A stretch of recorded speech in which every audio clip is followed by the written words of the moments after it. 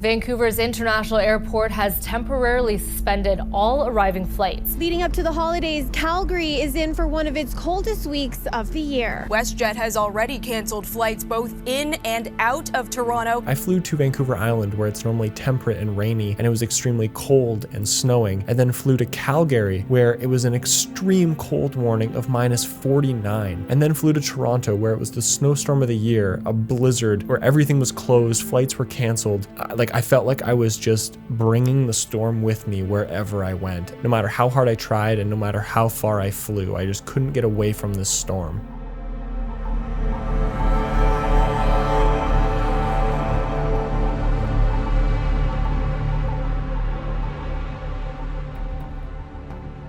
The story actually starts when a few of my friends decided to move to Western Canada earlier this year. They ripped van life all the way from St. Catharines, Ontario to Vancouver Island, and along the way taking the whole summer to do so, going up through the territories, seeing the Arctic Ocean, and then all down the western coast of Canada before actually arriving in Vancouver Island. Now, seeing as it was December and I hadn't really taken a vacation yet this year, I decided to book a trip to go and see them and then see some other friends in Banff, Alberta. Now, me being me and wanting to maximize my trip length, I actually booked a very early morning flight, which meant that I had to pull an all-nighter in order to get to the airport in enough time. Now, instead of taking a nap and giving myself somewhat of a chance to be alive when I'm driving and traveling and doing all this stuff, I decided I was going to go to a friend's concert and go to all-you-can-eat sushi instead.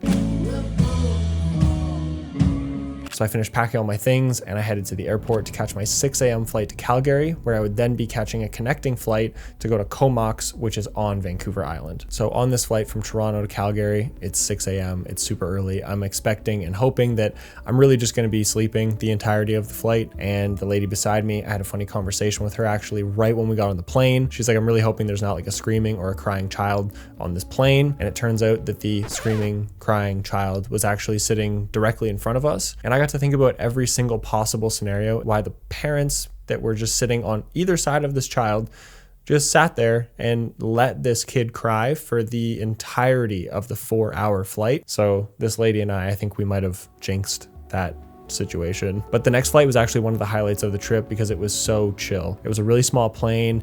You got to go through the Rocky Mountains the whole time. It was daylight, so I could see out the window nicely. And then actually coming down into Comox, it was beautiful because the mountains were just peeking through the clouds, and then landed in Comox, Vancouver Island. So I guess I didn't expect the Comox airport to be as small as it was, because I basically just got off the plane, walked through like a small lobby, and then this happened.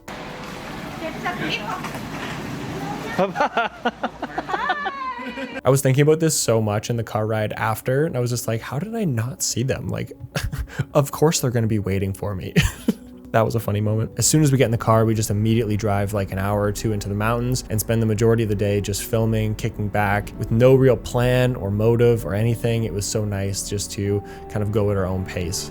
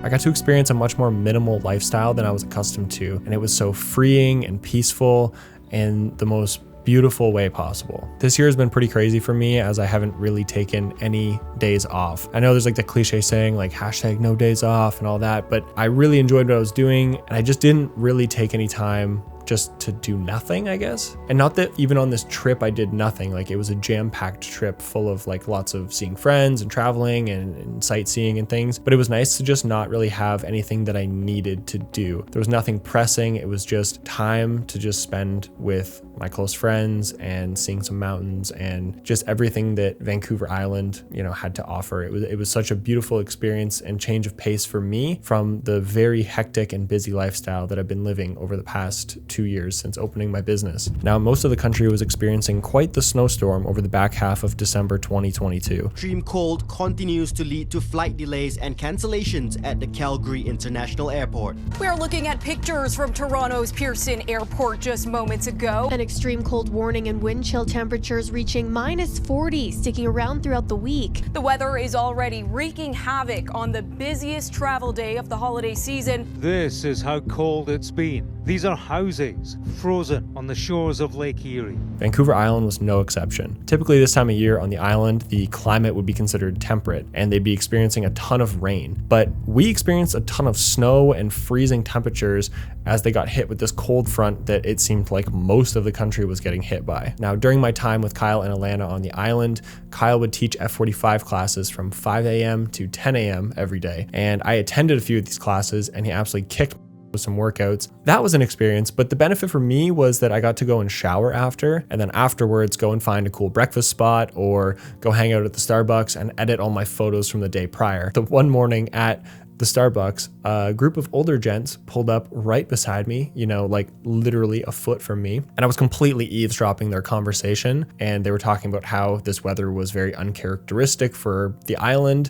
and how they were contracted to, you know, plow all the snow from the businesses and stuff, but they were sitting in the Starbucks with me for the better part of 3 hours. And all of those parking lots were still full of snow and they just like chose to sit in the Starbucks instead. So for a brief moment, I got to feel like an old guy.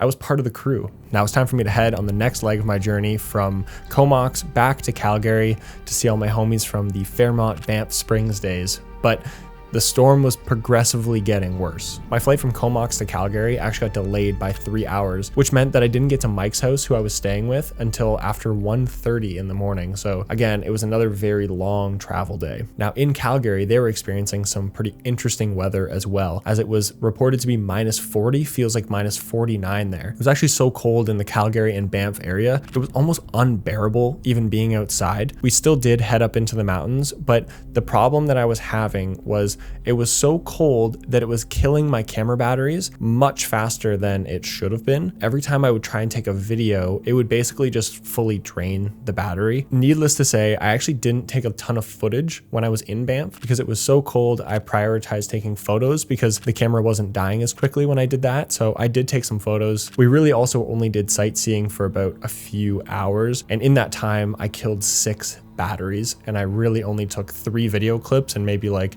100 pictures. If that puts it into perspective how cold it was very, very unbearably cold. So instead of actually just spending all the time outside where none of us really felt that comfortable, we decided to go into Banff and go get some food and drinks and just spend some time with Sydney and Christoph, who I had just shot their wedding in August in Banff. So it was super nice seeing them again. We went bowling, we had some drinks and pizza, and Zach busted out his film camera and just took a cool shot of us just all sitting at the table. So that was a super nice treat to just kind of receive just after the trip had ended. It was nice catching up with everyone, having some drinks, until I found out that my flight from Calgary to Toronto had been canceled, along with all of the WestJet flights from the 22nd until the 27th, just leaving everyone stranded. WestJet has announced it is canceling all flights in and out of some major Canadian airports. People were stranded at the airport and they were literally telling people to just go home. We're not going to be doing any more rebooking, so if you live in Calgary, please go home. So it was a mad dash to try and find a flight, especially over the holiday season. It's extremely busy as it is to leave that many people just stranded at the airport. I ended up finding a flight. It was extremely overpriced, but it wasn't as overpriced as some of the ones I had seen for like $2,900. It was much more reasonable than that, but still way overpriced for what it was. I had experienced snow and freezing temperatures on Vancouver Island while I was there, and the following day after I left, it was 10 degrees and raining. While I was spending time in Alberta, Calgary, and Banff, it was extremely cold, -40, feels like -49, and then the day after I left, it was 0 degrees and sunny. Wind chills here could reach -50 by early tomorrow morning, and then that cold is on the move as that new storm develops around the Great Lakes. And I was about to fly into Toronto into the snowstorm of the year. Everyone was telling me the roads were closed, businesses were shut down, and literally Ontario was basically just put on pause for a few days because it was so bad. And then it's snow, it's wind through the weekend, right up until Christmas Day. Brutal conditions are battering parts of North America. Stay home. And ruining travel plans. My flight from Calgary to Toronto was filled with turbulence. It was an extremely sketchy landing at the Toronto airport. The airport was madness because of all the canceled flights and everyone being stranded. All the bags were just everywhere. People were just sleeping all throughout the airport. Once I landed in Toronto, I was actually surprised that it wasn't as snowy as everyone had made it out to be. Because the weather wasn't as bad as I thought it was going to be, I decided to actually make the drive to go see my family, which are about 3 hours north of the Toronto airport. And let me tell you, it was the wrong decision to make. So I get about an hour into the drive and I reach Orangeville, and that's where it really started to take a turn into Snowmageddon level. As soon as I hit this particular intersection where all of the roads were closed from this point basically on, I was in, okay, well, I need to put my car in 4-wheel drive because I can't see anything. The snow was up to my fenders of my truck, and it was basically a 1 lane all the way because the snow plows had been pulled off the road. It was deemed too dangerous. It was a treacherous drive. At one point, I actually pulled over, which was basically just stopping my vehicle in the middle of the road, and I had to go to the bathroom, and I was like, well, I'm just gonna go in the middle of the road. So I just took a piss in the middle of the road because there was literally no one. There's no street lights.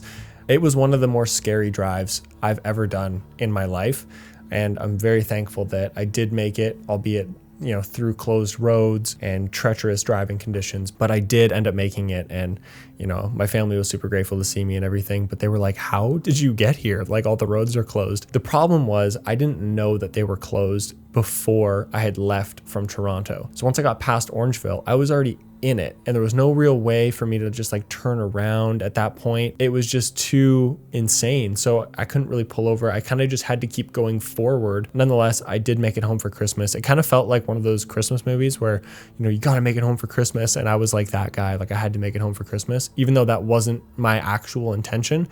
I just had to make it somewhere that I could stay the night because it was just an insane drive. So it was just a final closing for this video. I really had no idea what I wanted to make. I knew I was going to film a few things, and I really didn't even have the intention to bring my camera on this trip. It was more just when I was on the trip, I knew that if I saw things in the mountains or I wanted to take photos or do whatever, that if I didn't have my camera, I would have been upset that I couldn't capture the moments that I wanted to capture. And then all of this happened, which is what I just wanted to tell this story because, like I said, I didn't know this was going to happen. I had no idea what this trip was going to bring. I kind of thought it was just going to be like a leisurely vacation. I was going to go there, see some friends, do a little bit of hiking, and go get some food at restaurants and stuff. That was kind of like my whole idea of what this trip was. It was mostly just to relax, and it was something completely different than that. And it was a story that I wanted to be able to look back on and